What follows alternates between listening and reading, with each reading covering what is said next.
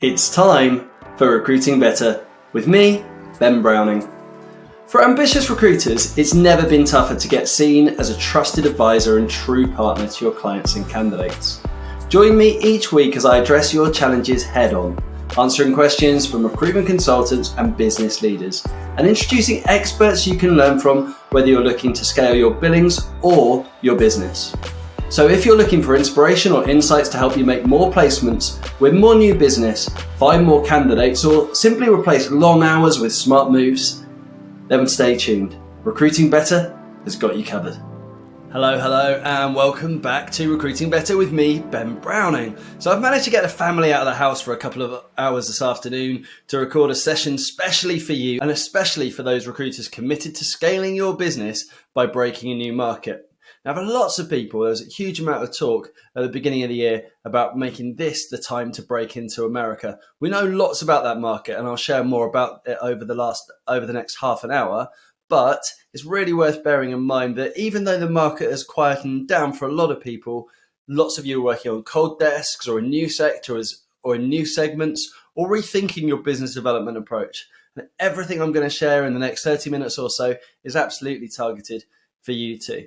So if you're about to break into America, if you've got that as a priority for you, then this show today is going to be a real asset. But even if you're thinking about how to make an existing market a little bit easier to break open wide or how to dominate your existing niche, then there'll be lessons here that you can learn from. Over the next 30 minutes, I'm going to be sharing the 4 key lessons that I learned from trying and failing to break new markets, the things that changed for me when I succeeded, and additional tips and techniques that have helped the businesses that I've worked with since to go about breaking their new markets and establish themselves as a key player. You see, for every single business that you hear who's been a success in breaking a new market or opening up a new revenue stream, there are 15 or 20 who have found it really difficult and pulled back and pulled away. We can't call them a failure because in trying, there's no failing. But if they haven't broken that new market and established their foothold, there's usually one of 4 things at play that perhaps they haven't successfully done. And so over the next 30 minutes or so, I'll take you through the 4 key elements you need to be really focused on if you're going to make opening up a new market a success. Firstly, I want to share a big secret with you. To break a new market, we need to step out of thinking about quick wins. It's really easy when you go into a new market, when you target a new space, to focus on picking up jobs. But jobs are not going to be the way, particularly in a big market, in a big sector, that you really start gaining traction. In fact, it's really inefficient to focus on picking up jobs. What you need to be doing, particularly from the outset, but really all the way through, is focusing on building relationships and winning clients, winning medium to long-term commitments with businesses who see you as the only choice. See, opening a new market is a long-term play. And as lots of recruiters have seen in the last 12 to 18 months, it's easy to pick up jobs only to find yourself with a roster of B or C grade clients come the end of the year. And if you do that going into a new market, the peaks and troughs are going to make it impossible for you to really embed yourself in that space. So if we're going to take our focus away from specifically focusing on jobs and instead focus on clients, and we might want to set a real tangible and clear goal for ourselves. What I advise all the recruiters that I work with now, the businesses I work with now, is to get really crystal clear in the breakdown of what it is exactly you want from that new market and what metrics you set. And the reason for this is, unless you set out clear standards for the quality of business you want to pick up, you will end up picking up business that isn't that good. And as I say, business that isn't that good, transactional business, low quality business, low level commitment, is just going to generate a new transaction cycle for you. It's going to keep your wheels spinning without you feeling like you've ever really made that much progress. A SMART goal can be built on actionable steps. And this is the way that I'd typically set about it. Let's say you want to bill $1 million in the US market in 2024. So clearly we've got a lead time, we've got a ramp time, we've got a few months to get our ducks in a row before we break into that market. That $1 million in 2024 maybe looks like 100 placements, is maybe made up of 100 placements at $10,000 per placement. Maybe it's only 50 if you're working on bigger fees. Now, if you only fill 33% of those roles, if you only fill a third of those roles, then you're going to need somewhere between 100 and 300 placements in order to hit your revenue target. Let's call it at the top end, let's say something like 300, maybe even giving ourselves a margin for error, taking it up to 330, 350. So for a perm recruiter, the ideal client, we know, typically hires 7 to 10 times per year. Any less than that, and you don't get the traction with the client to lock in the commitment, it's difficult to say to a client who hires 3 times a year, work with us over the next 6 months, because that's really only one placement. It may be a maximum of 2. At 7 to 10 hires per year, there's much more for them to commit to, and there's much more at stake for them as well. Getting recruitment right or getting recruitment wrong is a much bigger differential the more hires you make. But if you go above 10 hires per year and you're paying $20,000 per hire or $10,000 per hire, that recruitment spend could be better invested in an RPO type solution, a kind of a pseudo RPO solution, a recruitment as a service type solution, or even getting your own internal recruiter. So that sweet spot, that Goldilocks number for a perm recruiter in most cases is going to be somewhere between 6 and 10. Now, of course, you may say that your market doesn't really allow for that. You do executive hires and your clients, there's no way your clients would hire as many as 6 to 10 people per year. That's cool. But then your fee size is going to be higher too. So as we build out this maths and as we break down that number, instead of basing your $1 million in a year on 100 placements coming from working 300 roles, all of a sudden it comes down to something like 20 placements after working, let's say, 100 roles or maybe even 80 roles. And if you're working on an exclusive or retained basis purely, then you'll know that your hit rate is much higher than that. So if you want to make $1 million in the executive search market with a $50,000 fee and you're placing pretty much every role you work on, you may only need 25 to 30 vacancies in 12 months in order to land that business. Now, I would suggest that having more hires per client is going to be a really good strategy if you're going into a new market. In fact, if your clients have a low volume of hires, it again reduces your efficiency. And efficiency, going into a new market efficiently, is absolutely the key. Efficiency is going to drive everything that you do going into a new market because it's so easy to get distracted and frankly to get a little bit lost. That's certainly one of the experiences that I had. So avoiding that kind of feeling of getting lost and losing yourself with inefficient processes means starting with a target. In this example, I'm using $1 million. Knowing what your average fee is, in this case, I'm going to say it's $10,000. Knowing what your fill rate is, in this case, it's 33%. So I know that as long as I get 330 jobs on, I will make that $1 million from the 12 months worth of trading in the US. And I know that for a perm recruiter, as a perm recruiter, I'm going to be making 6 to 10 hires per year. So that means I'm going to need somewhere in the region of 40 to 50 clients. Ideally, I'd like then to spread that volume of new business across 4 to maybe 5 hires. I'm pretty certain that I can win 1 client per month with the playbook that I grabbed from the team at Resonant. But in order to do that, I'm probably going to need, in order to hit my revenue target, then I'm probably going to need 4, maybe 5 people working on it. That's to make $1 million with a $10,000 average fee. If your fees are higher, your clients hire more frequently, you fill more than 33% of the roles, you're going to need less people, you're going to need less opportunities. Now, each one of those people in my team, each one of those 5 people in my team, therefore needs to make enough calls and meetings each month to sign at least 1 client to an SLA. The question then is, what combination of sales and marketing strategies do you need to deploy in order to generate that level of business? How many calls, how many emails, how many meetings, how many proposals and consultations do you need to do? And that'll be the basis of your BD plan. Let me give you a little bit more data to kind of give you an example of what that might look like.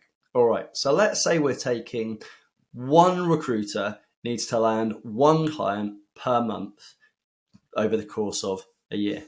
In order to land one client committed to an SLA, which is effectively a 6-month agreement where you're going to work with that business exclusively, that recruiter is going to need somewhere in the region of 4 to 6 discovery meetings. Off the back of those 4 to 6 discovery meetings, they're probably going to make final closing proposals to 2 or 3 businesses from which they'll land one SLA. So let's say it's the big number. I always work with the maximum amount of capacity in my pipeline. So let's say we've got 6, we need to find 6 meetings per month. That's 1.5 basically per week. In order to book 1.5 meetings per week, probably need to have somewhere in the region of 15 conversations, maybe as many as 20 conversations. And in order to have 20 conversations, providing you've got enough data, you're going to find that your clients are picking up the phone, maybe 1 in 10 calls. So in order to have 20 conversations, you need to be making 200 dials. 200 dials per week is 40 per week. So a new business consultant focused on a new market, targeting picking up 1 new client a month at a commitment of an SLA, 6 months exclusivity, needs to do 40 dials per day to a well-targeted list. And I'll come on to what we mean by a well-targeted list in a moment. But bear in mind, of course, that not all of the conversations that consultant generates are going to come from outbound dialing, whether that be warm calls or cold calls. I'm agnostic at this stage. But they're also going to come from social media touchpoints and email touchpoints as well. So emails can generate conversations, social can generate conversations. It's then what you do with them that matters. So in order for our email outreach to be effective in helping support generating 20 conversations per day, we probably need to be sending somewhere in the region of 40 emails a day. 40 emails a day is 200 a week. Converting or getting a response at about 3%, somewhere between 3 and 5%, means we're getting 6 and 10 people come back to us. And I reckon you can typically expect about a third of those to lead to further conversations if you handle their responses right. So 200 emails per week gets you 6 to 10 responses. Of those, 2 to 5 will end up in meaningful conversations that you can potentially progress to sales meetings. The thing people don't recognize or don't often factor in is how many emails you do actually need to send in order to get these kinds of returns. And the truth is that if you work your email approaches based on a cadence of 6 to 7 email touch points across a 3-week period, you're likely to generate a higher return than 3 to 5%.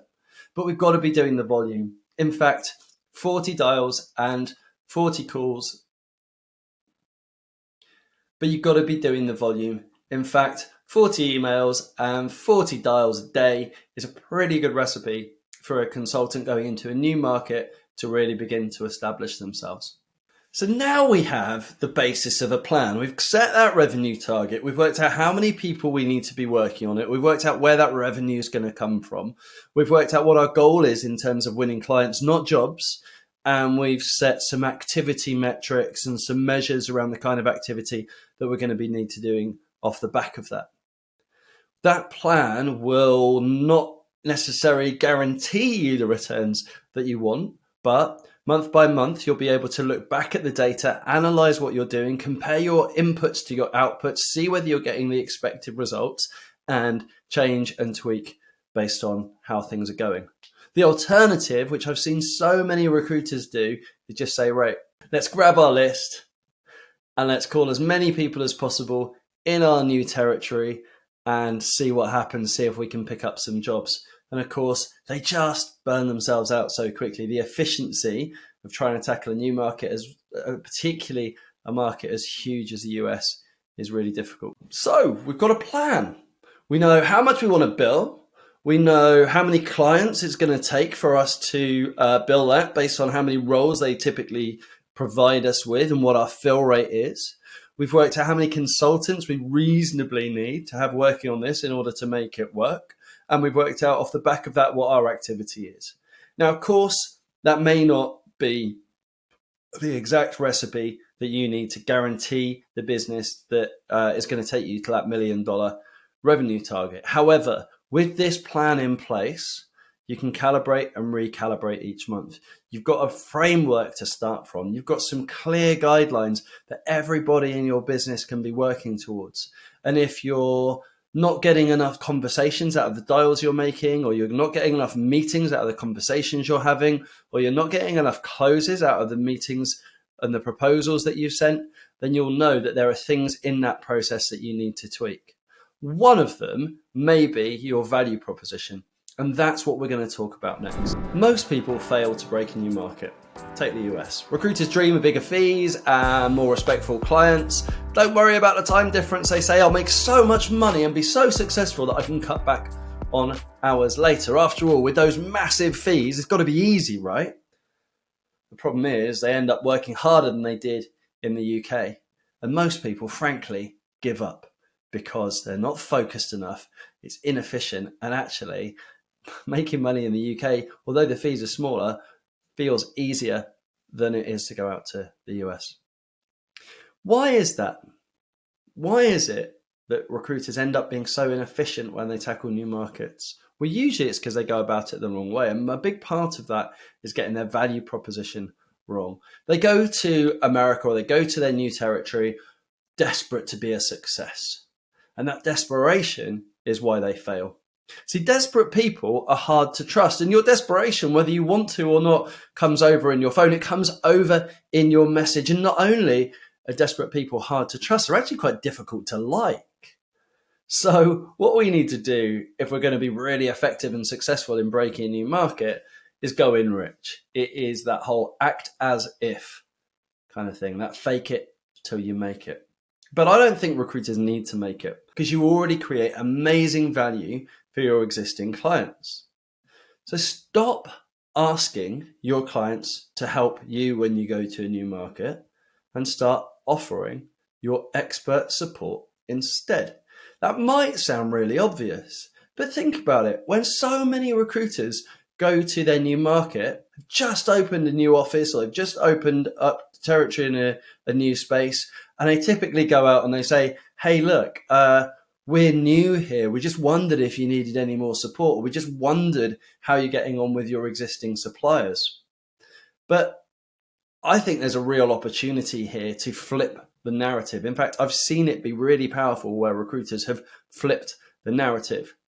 Imagine being at a party and you're not quite sure, you don't know that many people, and you're walking around kind of looking a little bit lost, saying to people, hey, I'm really pleased. I feel so lucky to be invited to this party. I'm so grateful to have had the opportunity to come and meet you guys. And everyone's looking at you kind of like, who is this person?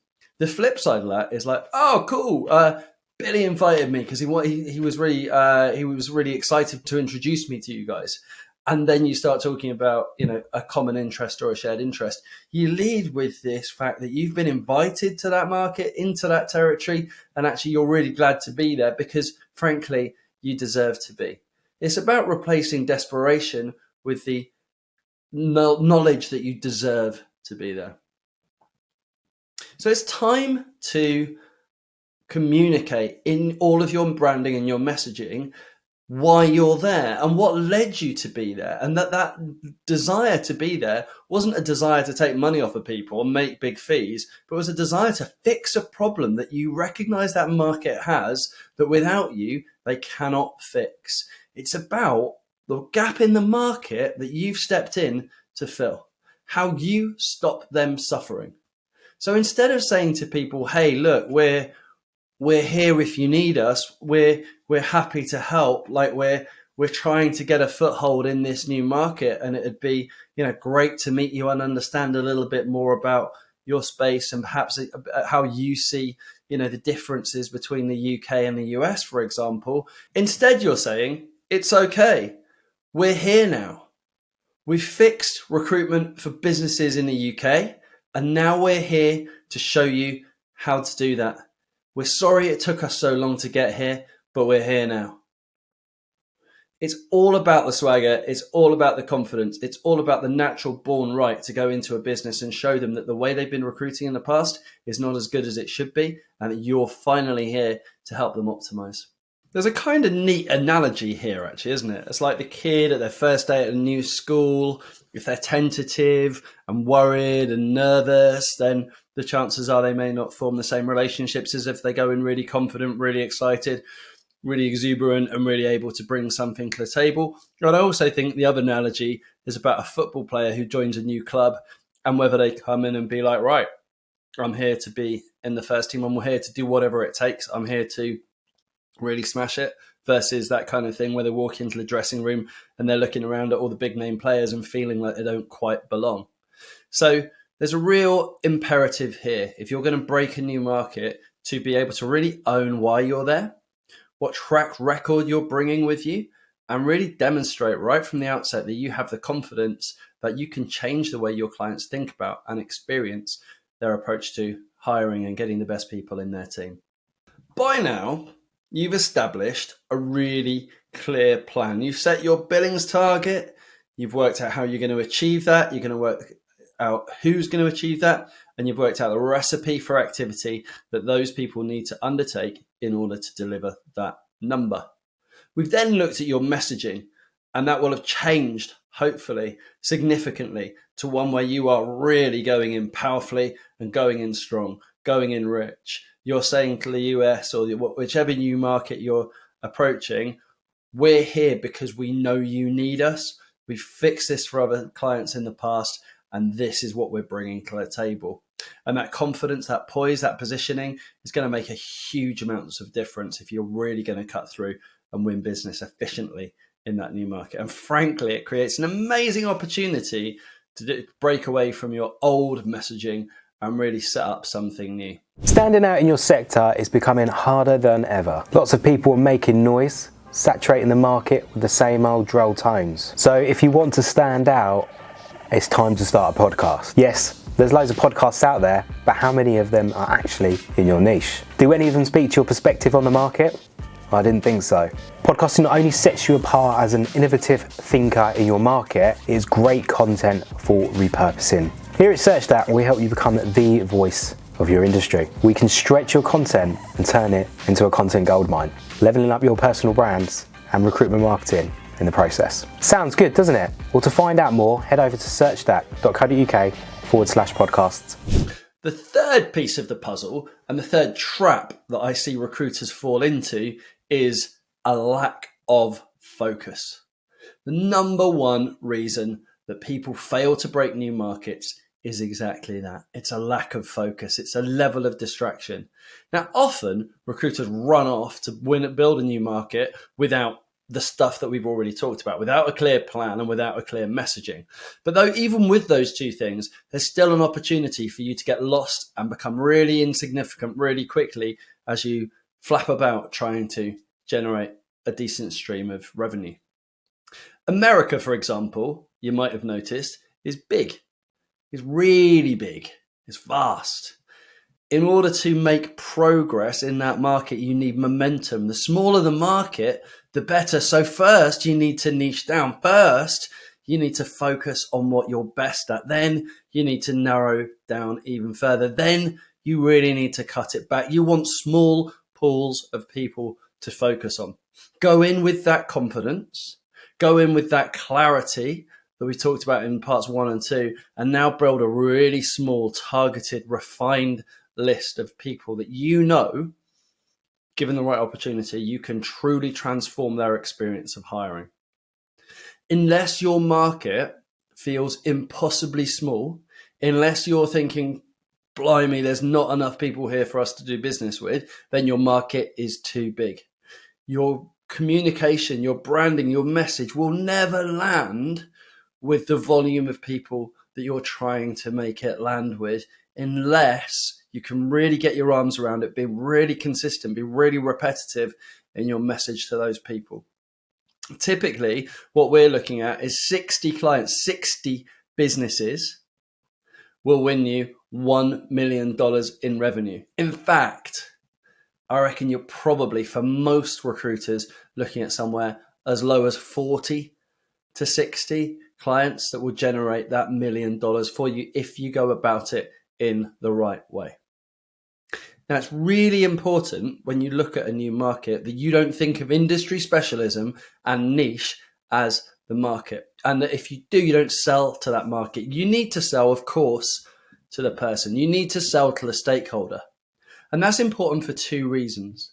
The first one is that your clients, in order to sell effectively to your clients, you need to get them emotional. The people who are going to buy in to working with you exclusively for a 6-month period are not people who want to save time and hassle in their recruitment process, right? That isn't significant enough of a driver. It's not powerful enough of a motivator for them to make that change. You're going to tell me, I'm sure, oh, most of my clients come to me because we save them time and hassle. But how many of your clients have you agreed 6-month exclusivity agreements with upfront as you step into a new market? In fact, how many of those businesses are really committed and collaborative with you in terms of providing you high quality jobs that you fill most of? And how many of those businesses see you as the only provider, not just the only recruiter, but really the only provider of solutions that they need? Because fundamentally, great sales and getting your client to pay you and invest in your product in the way that you believe they should requires a level of emotional investment that you simply can't get if you're talking about the same kind of change and trite kind of service promises that everybody else is making. So going into that new market, you need to think about, yes, your industry niche and your specialism, but then you need to really focus in on the people, the problems, and the priorities that they have. If, for example, within your specific industry and niche, you say, actually, we help people who are really determined to turn their talk around diversity and inclusion into real action, and our process and our methodology is set up to help businesses de-bias their recruitment process, then that would be the kind of people you go after. You go after those C-suite leaders, those senior leaders who really, truly are committed to turning their talk around diversity into real present action that forms the basis of everything they do, particularly when it comes to hiring talent.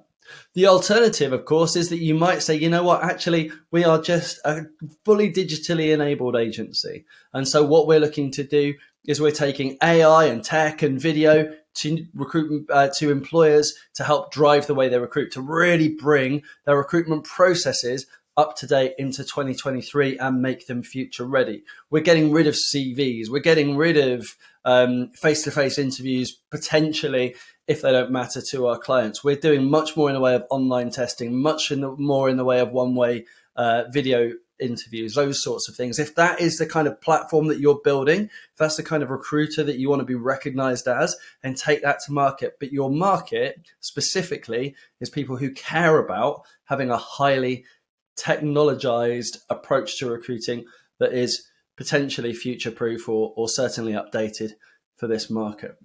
There's going to be a load of different philosophies, priorities, mindsets that sit within your stakeholder group. For some businesses, and I was talking to a client about this last week, it's simply the fact they want to protect their share price. The clients that they talk to, their whole narrative is around, look, we help you protect your share price because your A players are hiring B players currently. Those B players will become managers, will become leaders who hire C players. And as you degrade the quality of your team hire by hire, month by month, year by year, you reduce your ability to generate revenue and you increase your cost base and increase your inefficiencies, which means that overall this impact is going to be huge on your share price over the next 5 to 10 years. Now, if you're a CEO who cares more than anything else about the value of your share price, then we can help with that. We can make a significant shift, or we can significantly protect your share price. Those are important messages to figure out up front. That's about positioning. That's about segmenting. That's about picking your market. I have more and more conversations about this lately, but it really doesn't matter what your sector or what your niche is. Pick one, but then within that, find the messages that really land, with the individuals. A good way of going about finding these people is thinking about your most passionate existing clients, the ones who'd run through brick walls for you. In fact, better than that, the ones who've given you case studies and testimonials, the ones who've recommended you to other people, the ones who collaborate, the ones who've got the highest fill rate on their jobs and who you've been able to cross-sell and upsell to. Cross-sell meaning opening up more parts of their organization, and upsell meaning maybe you started contingent, you've moved to exclusive, or perhaps even retained. Look at those clients. What is it that they recognized in your approach, in your methodology, in the way that you think about recruitment that drove them to make such big commitments to you? That's really important stuff. Understanding who those best clients are and what it is they love about you, because that should then create a template for who you go out to seek in your new world. Your market isn't an industry and it isn't a sector. It's people. It's a community. It's people who prioritize and care about the things that you prioritize and care about in your business. Go and find your people. That's the best way to save all of those inefficiencies that so many recruiters fail to nail when they go out to build a new market. If you want to break a new market, there are a number of strategies and approaches that we're discussing here today. All of these techniques are best boiled down in the form of a sales methodology. And sales methodologies are the cornerstone of the playbooks that I create for my clients. So if you're finding this useful, but you're feeling like there's a lot of moving parts that you need to get your head around, and perhaps your commitment to breaking a new market is being challenged by all of these additional thoughts and strategies that I'm recommending that you give some thought to, then reach out to me. It's possible that in working together, we could build a playbook that would take the handbrake off your ability to scale, in particular with generating a new revenue stream in a new market. Now, I'm not going to sugarcoat this one. It comes with a trigger warning. The next section of this podcast will challenge your beliefs about sales and it will give you a new perspective. I don't claim you're going to like it, but I'm going to tackle one of the beliefs that Recruitment 101, that initial set of training that recruiters are given in their first couple of weeks and dragged up with and brought up with all the way through their careers. And I'm going to tell you that something that sits at the core of that is wrong if what you're trying to do is break a new market. See, we've already talked about the fact that focusing on jobs is less efficient and less effective than focusing on winning high quality clients. What I'm going to tell you now is that focusing on someone who's actively hiring when you're trying to break a new market is also a flawed approach to sales. I'd actually go so far as to say that you will never break a new market if you're constantly focused on picking up new jobs or working with clients who are actively hiring.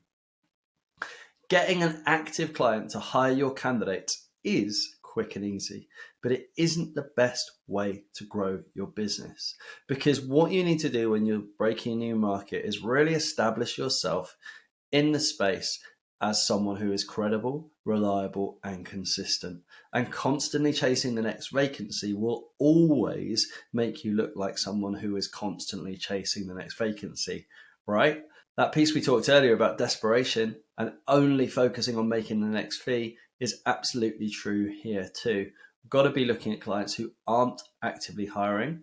However, you can massively waste your time if you're talking to businesses because you like the look of them rather than because you see some money there. So what we need to do is work out how you can approach a new market and win clients who are likely to hire, in fact, who you're certainly going to hire in the next 12 months, but talking to them, having a strategic conversation with them ahead of their need for a next hire.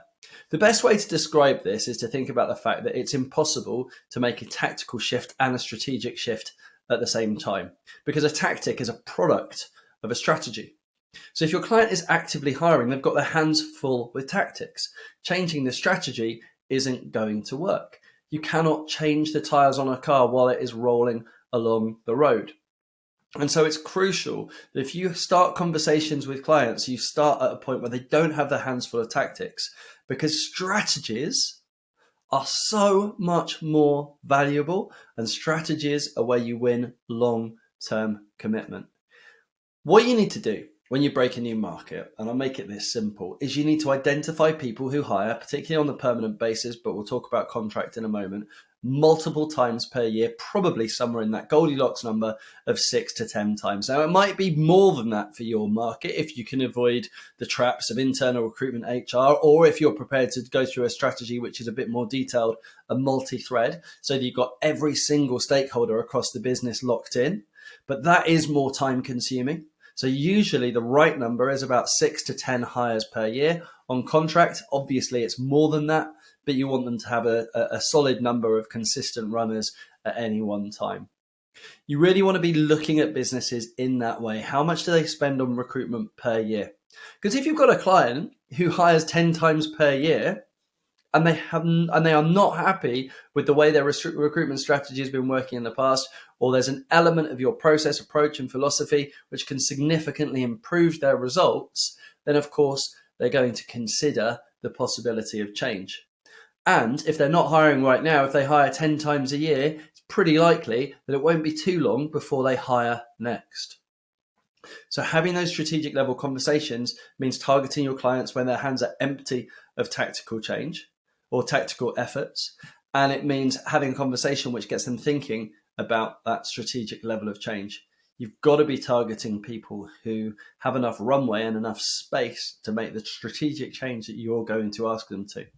Now, imagine that you don't do that. Imagine that you don't do that. Imagine that you're happy with kind of a more transactional approach, picking up jobs, filling vacancies. How the heck do you actually compete and lock out your competition, or in this instance, break into a new market if you're frankly doing broadly the same as what anybody else is doing?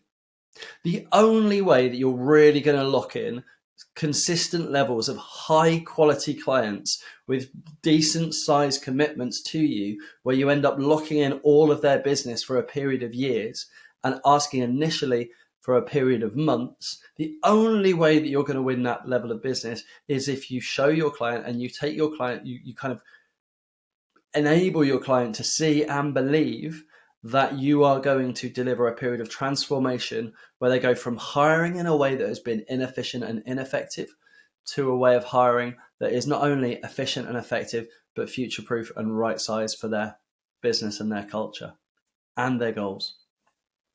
Breaking a new market, therefore, means changing the game, not playing the game. Players get played. Look, either your market is big enough that you only need to call people who hire a significant times per year or spend a significant amount on recruitment each year, or the market that you're looking at isn't viable. It's not big enough. Either there are 50 to 60 businesses in there who you really seriously believe are motivated to change and really think about transforming the way they hire, or there aren't. And if there aren't, that market is not big enough to play in. Now, if you're looking at the US, this is not a problem you have. The problem that you have in the US is not a lack of jobs. It's not a lack of opportunity. The problem that you have with breaking a market as big as the US is that you're not focused enough and you're not asking for big enough commitments. There are so many businesses and organizations in your sector, in the market that you're going to go into, that you need to be focused on cherry picking the top level of commitment, not just wishy-washing around, taking a thin slice of the pie at the kind of contingent, low level, low quality end of the market. In fact, if you step into a new market, you've got an opportunity to redefine what the service and the solutions that you provide your clients look like. And if you don't take that opportunity, as I say, you end up playing a game that everybody else is playing, and you will end up feeling like you've been played. In fact, you'll soon be pulling back from that market, refocusing your attention on where you started, because it felt like too much work to really make any traction in the market that you were going after. 10 committed clients with 5 roles per year per consultant is enough, more than enough, to get you well on your way. Your job in breaking a new market is winning attention. And you won't do that if you're desperate to get CVs in people's inboxes. You need to change your target. You need to change your timing. you need to make a clear plan, and you need to go in confident. Instead of, we're hoping perhaps we could help you with your latest vacancy, lead with, we know you've been struggling. We understand that the market of recruiters in the US in your particular space at the moment is not optimized, is not serving you in the way that we believe it should. We've helped fix these problems for businesses in Europe, and we are now here to do this precise same thing for you. Worth us grabbing 30 minutes some point next week to talk through the differences between the way that you've been supported to date and the excellent results that we've been able to support businesses in Europe create. I love sharing stuff like this with you guys, right? It's a really big part of what I do now is presenting content on the podcast. And as much as I've loved having all of the guests that we've got coming on in this series on the show, the solo episodes really give me a platform, give me an opportunity to talk to you about changes and shifts that I believe will create great value in your business. And the reason I believe that is because I've seen it happen for my clients and the people that I've worked with in the past, as well as experienced firsthand the challenges and the pitfalls that I help them avoid. So I'm confident that with the 4 lessons in this show, you'll be able to make a really big impact when you step into, or as you step into, the new markets that you're targeting. And I really look forward to hearing the results that you get as a result, because breaking new market is a daunting challenge full of risks and pitfalls, but it's also a hugely rewarding opportunity and a massive chance to open up your revenue streams. It's also a massive chance, if you follow the steps that I've talked about here, to really redefine your positioning, redefine your branding, really rethink about who you are as an organization and what you're saying to your market, to ditch some of the desperation, to ditch some of the scattergun approach, to really laser in on clients with problems, specific problems that you're personally set up to solve, to really think about what is our roadmap for success in terms of the activities we need to take to hit our revenue target. Thinking about going in rich, going in confidently, and the reason that you belong at the party. In fact, the reason that, frankly, you've come to change the game. And thinking about how you overcome the challenges of breaking a new market, the kind of core piece being efficiency. How can you step into a brand new room where you don't know anybody and quickly engage people to grab not only their attention, but really win big commitments in that market? It's an exciting time, and I love to hear the stories of recruiters who have been successful with putting the stuff that I share into play. So if that's you, please leave a review for the show. And if you can take a moment to drop me a personal note, it's always super appreciated. I'll look forward to seeing you next time on the Recruiting Better Show. Take care.